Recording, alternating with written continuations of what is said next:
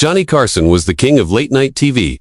For 30 years, he sat behind his desk and made America laugh every single night. Millions of people watched him because he knew how to listen, how to laugh, and even how to stay quiet in ways that said more than words.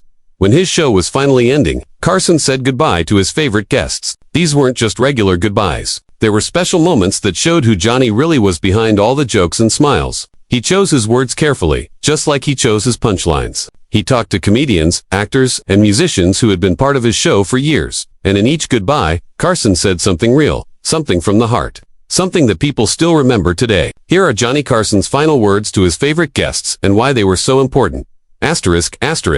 Number 1. Robin Williams. Robin Williams was one of the wildest guests Carson ever had. Every time Robin showed up, it was like the whole room exploded with energy. Carson, who was usually so calm and in control, would laugh so hard his shoulders would shake. When Carson said goodbye to Williams for the last time, his words were short but powerful. He thanked him for keeping the room alive. It wasn't just a thank you. It was Carson saying that Williams' crazy energy had brought life to a stage that Johnny had run with calm and control for so long. Williams' entrances were legendary. He didn't just walk onto Carson's stage, he exploded onto it. He moved so fast the cameras could barely keep up. He filled every second with funny voices, characters, and wild ideas. Carson, who had spent 30 years being the master of pauses and quiet moments, suddenly became just another person in the audience. He would lean back in his chair, cover his face with his hands, and gasp with laughter that he didn't have to fake or plan. Carson's friendship with Williams was all about opposites. Johnny was all about control. Robin was all about letting go. Carson once said that Williams was like a windstorm that somehow never knocked the house down. Their chemistry wasn't about competing with each other. It was about Carson letting go and allowing Williams to tear the roof off. For a host who controlled everything, that letting go was rare, and it showed how much he really loved Robin. Their final time together on TV had that same energy. Williams came running in with a crazy rant about the future of late-night television, and Carson, smiling more than talking, just let him go. But when the laughter died down, Carson leaned toward him with real warmth. "You always kept this place alive," he said quietly. That line was more than just being polite. It was Carson admitting that in a world he had built on rules and structure, he needed someone to break those rules. Williams had been that person, fearless, unstoppable, impossible to control. In Carson's carefully organized world, Robin Williams was the rare guest who made chaos look beautiful. And Carson's last words to him weren't just thanks. They were him surrendering to the magic. Number 2. Bette Midler.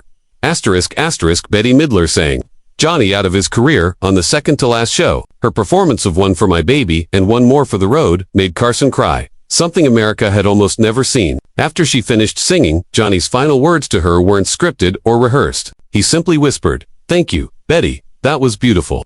In that moment, Carson wasn't a TV host or a performer. He was just a man saying goodbye to his whole life, with Midler as his messenger. For 30 years, Carson had been perfect at keeping his emotions hidden behind a sly smile or a well-timed joke. But Midler broke through that wall. The song was chosen not because it was flashy, but because it was personal. It was the story of a long night ending, of one last drink, one last word before the lights go out. As she sang, the studio audience got really quiet, realizing they weren't just watching a performance. They were watching history happen. Carson had always used music on his show, but this was different. This was the end, turned into a song. Midler later said that Carson's eyes filled with tears before the last verse, and when the cameras stopped rolling, he whispered again, almost to himself, "Perfect." People who knew Carson understood how rare it was for him to show his feelings like that. He rarely thanked performers beyond the usual handshake. This time his words weren't just part of the routine. They were a confession. Their friendship had always been warm. Midler was playful, bold, and fearless when she appeared on the show, and Carson admired her courage. He once said she was like a spark that could light up any room. But in this final moment, it was Carson who seemed small, almost like a child, listening as she closed the curtain on his reign with a voice that held both humor and sadness. When Bette Midler sang that night, she wasn't just singing to Johnny Carson. She was carrying the weight of 30 years, squeezed into one fragile moment. And Carson's last words to her were more than just thank you. They were him accepting that it was over. The show was done, and the song had ended. Number 3. David Letterman. David Letterman was the heir to Carson's throne, even though Johnny never officially said it. Their relationship was built on quiet nods and private encouragement. When Letterman was a guest during Carson's final years, Carson's last words to him were loaded with meaning. "You'll do just fine."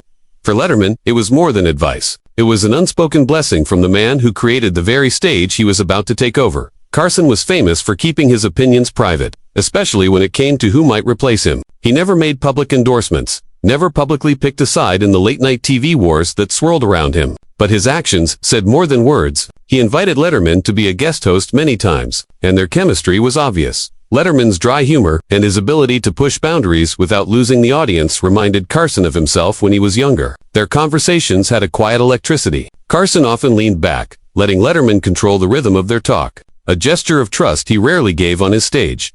People who worked on the show later said that Carson's respect wasn't shown in words, but in freedom. He let Letterman experiment, make mistakes, and succeed. Carson gave me the room to fail, which is the greatest gift a comic can get, Letterman once said, but it was in Carson's final years that their bond became crystal clear. When Letterman visited during Carson's last months on the air, the conversation was stripped of competition. There were no cameras demanding a big show. Only two men talking in the shadows of a legacy. Carson's final words to him, "You'll do just fine," were simple but heavy with unspoken history. Letterman later admitted those words stayed with him more than any contract or TV rating. They were the closest thing to a torch being passed, even if Carson never said it out loud. For a man who built his career on being subtle, Carson's farewell to Letterman was as close as he came to crowning a new king, because in that moment, the king of late night gave his heir, not just approval, but permission to carry the crown.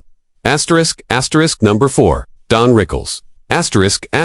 Few people could shake up Johnny Carson like Don Rickles. Their exchanges were battles of timing, insults, and affection disguised as mean jokes. In their final moment on TV together, Carson leaned back after Rickles' barrage of jokes and said with a grin, "You've been doing this to me for 30 years, and I've loved every minute." It was as close to being emotional as Carson ever let Rickles see, and in that teasing farewell, their friendship was sealed forever. Rickles had a special gift for tearing down walls. On most talk shows, his insults were like knife-sharp, brutal, and often dangerous. But with Carson, they became a game. Carson's dry, understated style clashed beautifully with Rickles' wild, unfiltered chaos. Each appearance turned into a duel, Rickles swinging wildly, Carson blocking with silence, raised eyebrows, or perfectly timed comebacks. For decades, their on-screen chemistry convinced audiences they were natural enemies. In truth, the tension was built on trust. Carson once joked, "Rickles can say things to me nobody else could get away with." Behind the scenes, the two men shared a quiet friendship. Carson, who often kept his distance from guests, found in Rickles a foil, someone who could pull warmth out of him by forcing him to laugh at himself.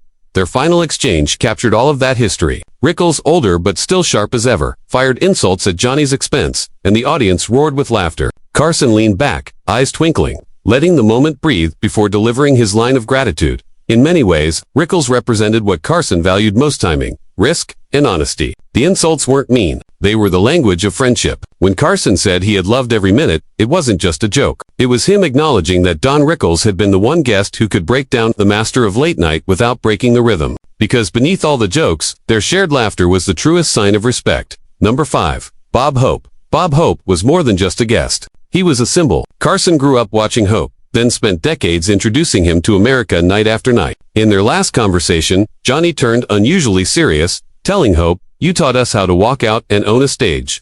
Hope chuckled, but the words were pure respect. For a host who rarely revealed his heroes, Carson's farewell to Hope was a confession. He had always been a student. Bob Hope's shadow hung over American entertainment for half a century. He was the face of variety shows, USO tours for the troops, and one-liners,